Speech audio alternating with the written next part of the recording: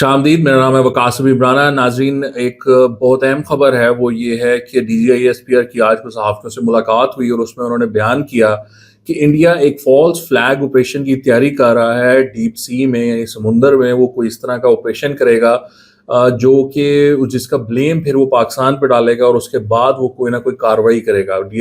DGISPR ने कहा कि वो जो करना चाहता है वो कर ले, वो ज़मीन पे, आसमान पे या समुंदर में, और हम उनके साथ फिर जो करेंगे वो पहले से ज़्यादा खौफनाक होगा। यानी मई में जो पाकिस्तान ने किया, इस दफ़ा जो पाकिस्तान करेगा वो इससे ज़्यादा खौफनाक होगा। आप जानते हैं, आपने अगर वीडियो पहले देखी है तो मैंने कुछ दिन पहले ये वीडियो बनाकर बता दिया था कि पाकिस्तान और इंडिया की जंग होगी और ये इसके चांसेस बहुत ज़्यादा बढ़ चुके हुए हैं।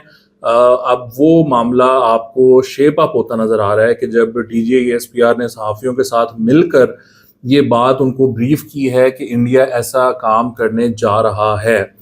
नाजरीन, मैं आपको ये पहले भी बता चुका हूँ कि इंडिया के साथ इस दफ़ा जो पाकिस्तान करेगा वो इंडिया बर्दाश्त नहीं कर पाएगा, और मैं ये पहले भी बात कर चुका हूँ कि ये इंडिया की आखिरी जंग होगी पाकिस्तान के साथ। इसमें मामलात जो पाकिस्तान ने प्लान किए हुए हैं, पाकिस्तान इसको लिमिटेड वॉर के तौर पे नहीं लेगा। पाकिस्तान ये इसको मजाक नहीं बनने देगा कि इंडिया जब चाहे एक छोटा मोटा अटैक कर ले और फिर उसके बाद समझे कि अच्छा चलो ठीक है, अब सीज फायर कर लेते हैं। तो ऐसा नहीं होगा।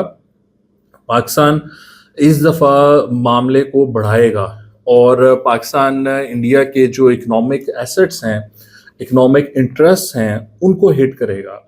अगर पाकिस्तान इंडिया की पोर्ट्स को तबाह कर देता है, पाकिस्तान इंडिया के जो इकोनॉमिक हब हैं, जो इकोनॉमिक इंफ्रास्ट्रक्चर है, इकोनॉमिक एसेट्स हैं, उनको तबाह कर देता है, तो इंडिया को एक दो दिन में आप 10 साल पीछे धकेल देंगे। मैंने इसको बयान किया था पहले भी कि अगर आप ये कर देते हो तो इसका इम्पैक्ट पॉसिबली ये हो सकता है कि फिर इंडिया के टूटने के खतरात बन सकते हैं, क्योंकि 1.4 बिलियन की आबादी है इंडिया की, मल्टीपल प्रोविंसेस हैं और उसमें बहुत सारे प्रोविंसेस में अलहदगी की तहरीक चल रही है। Those people are not happy with their association with India. तो अगर ऐसा मामला हो गया कि जहां पर इंडिया की फ़ौज तो पहले ही हार चुकी है और फिर जो इकोनॉमिक मामलात हैं वो भी ख़राब हो गए, तो फिर वो लोग कहेंगे कि हमें आपके साथ रहने का क्या फ़ायदा, या हम क्यों रहें, और जो वो उनकी एफ़र्ट्स हैं अलहदगी की वो इंटेंसिफाई हो जाएंगी। ऐसा जो झटका होता है किसी मुल्क के लिए वो बहुत ख़तरनाक होता है और वो उसको बर्दाश्त नहीं कर पाता, और इंडिया इतना बड़ा मुल्क है कि उसका ज़्यादा चीज़ें स्टेक पर हैं। बट ऑफ कोर्स वो इस टाइम पागल हैं, वो बेवकूफ़ हैं और वो इस तरह का एडवेंचर करना चाहते हैं बिकॉज़ वो इतने ज़लील हो चुके हैं और इतने रुसवा हो चुके हैं, उनको इतनी शर्मिंदगी है। मई में जो पाकिस्तान ने उनके साथ किया, 7 जहाज़ गिरा दिए, इनकी एयर बेसेस, इनकी मिलिट्री बेसेस, इनकी मिसाइल डिपोज़, इनके मिलिट्री इंटेलिजेंस के ऑफिसेस, सब कुछ पाकिस्तान ने तबाह कर दिया। तो वो इतने वो शर्मिंदा हैं कि वो उसको कुछ ना कुछ करना चाहते हैं। वो कुछ ना कुछ में जो प्लानिंग कर रहे हैं वो ऑब्वियसली उसका उनको जवाब मिलेगा, अच्छा जवाब मिलेगा, और वो उस जवाब को बर्दाश्त नहीं कर सकेंगे। लेकिन इसके बावजूद वो इस तरह की प्लानिंग कर रहे हैं और चांसेस यही हैं कि वो कोई ना कोई एडवेंचर ज़रूर करेंगे। DGISPR की तरफ से जब इस तरह की कंफर्मेशन या इस तरह की बात आती है तो इसका मतलब ये है कि उनका प्लान एडवांस स्टेजेस पर है। सो हमें तैयार रहना चाहिए जंग के लिए, और हमें इससे शर्माना नहीं चाहिए, हमें इससे घबराना नहीं चाहिए। ये दुश्मन है, और दुश्मन अगर हम पे अग्रेसिव होना चाहता है, हमारे साथ बदमाशी करना चाहता है, हम पे खुद को हावी करना चाहता है, तो ज़ाहिरी बात है हम लड़ेंगे और अपने मुल्क के साथ खड़े होकर लड़ेंगे, और हमें फिर आप हरा नहीं सकते, क्योंकि आप हमारे जज्बे को नहीं हरा सकते। हमें हार मंजूर है ही नहीं, हम लड़ने को तरजीह देते हैं, हम सर नहीं झुकाएंगे, हम आपके साथ लड़ेंगे और इंशाल्लाह आपको ऐसा जवाब मिलेगा जो आपकी नस्लें याद रखेंगी। As I said before, this will be India's last war. इसके बाद इंडिया जंग लड़ने की हालत में नहीं रहेगा या कभी सोचेगा भी नहीं कि हमने जंग लड़नी है। इसके अलावा भी उन्होंने काफ़ी बातें की हैं। उन्होंने गज़ा के हवाले से भी बात की। उन्होंने कहा कि गज़ा में जो पीस कीपिंग फोर्स भेजने का काम है वो गवर्नमेंट और पार्लियामेंट का है। पार्लियामेंट और गवर्नमेंट इस पर डिसाइड करेगी कि हमने क्या करना है, क्योंकि उसके बारे में भी काफ़ी शक व शुबहात पाए जाते हैं कि हम वहाँ जाके क्या करेंगे। हमने अगर हमास को डिसार्म करना है, ہم ڈسارم کر دیں گے، اس کے بعد پھر اسرائیل کی رسپانسبلٹی کون لے گا، اسرائیل پھر اور حملے کرنا شروع کر دے، اس طرح کی باتیں کافی زیادہ خدشات ہیں. تو آئی تھنک اس کے مد نظر فوج نے اپنے تو وہ جھاڑ لیے ہیں.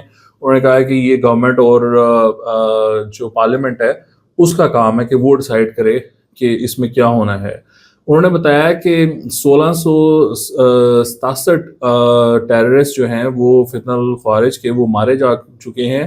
اور اس کے علاوہ انہوں نے بات کی کہ جو فوج ہے وہ پولیٹکس میں نہیں شامل ہونا چاہتی، ہمیں پولیٹکس سے دور رکھا جائے. اور انہوں نے یہ بھی بتایا کہ اسمگلنگ کا ایک بڑا معاملہ ہے. اسمگلنگ کا معاملہ اتنا ہے کہ تیرا میں اوپیم کی جو کاشتکاری ہو رہی تھی اور وہاں پر 12,000 ایکڑ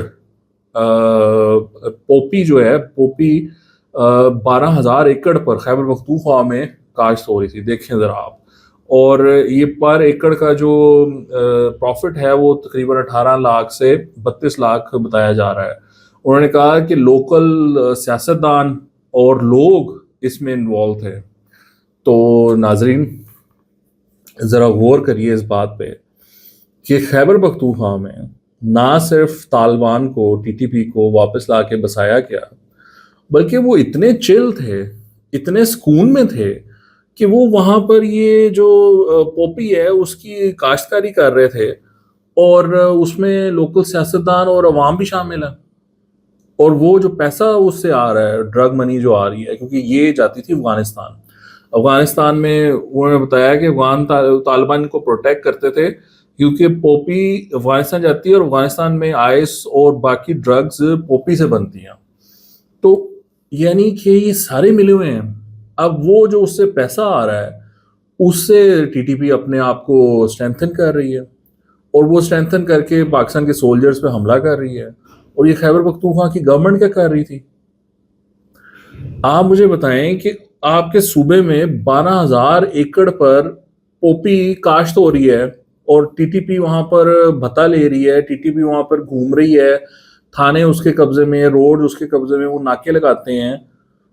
اور آپ کیا کر رہے تھے؟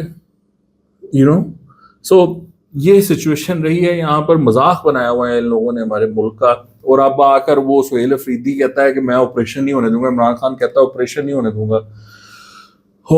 کیا لوگ ہیں یہ، ان سے اب بندہ کیا بات کرے. مطلب یہ کوئی ذہنی طور پہ مفلوج لوگ لگتے ہیں جو یہ کہتے ہیں ہم آپریشن نہیں ہونے دیں گے، جبکہ سچویشن یہ ہے کہ آپ کے ہاں کاشتکاری ہو رہی ہے ڈرگس کی، وہ وہاں پر سکون ماحول میں پیسہ کما رہے ہیں، ڈرگ منی کما رہے ہیں اور اپنے آپ کو اسٹرینتھن کرتے جا رہے ہیں، اور آپ ان کو روکنے کے قابل نہیں ہو، اور پھر کہتے ہیں آپریشن بھی نہیں ہونے دینا.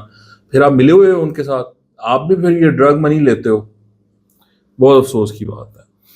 اچھا، یہ انہوں نے یہ بھی کہا کہ مدرسوں کا نمبر جو ہے وہ 1 لاکھ ہو گیا ہے. 2014 میں یہ 48,000 تھا اور اب 1 لاکھ تک مدرسے ہو گئے ہیں.